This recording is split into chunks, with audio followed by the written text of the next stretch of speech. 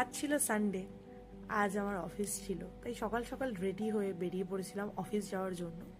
মনটা একদমই ভালো লাগছিল না সানডেতে অফিস যাব ভেবেই, কিন্তু আকাশটা আজকে এত সুন্দর, সকাল সকাল দেখেই মনটা ভালো হয়ে গেছে।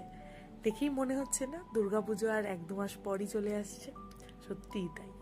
তো অফিস চলে গিয়েছিলাম, গিয়ে কাজ করতে বসে বললাম তাড়াতাড়ি, কারণ আজকে তাড়াতাড়ি আমাকে বিকেলবেলা বেরিয়ে যেতে হবে। আমার মামার ছেলের আজকে পোস্ট বার্থডে সেলিব্রেশন ছিল, সেই জন্য।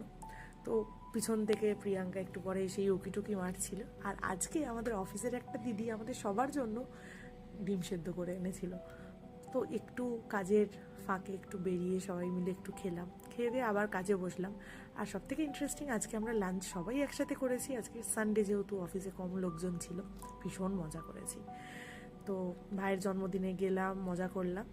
দেখা হচ্ছে নেক্সট ভিডিওতে। এখনকার জন্য টাটা।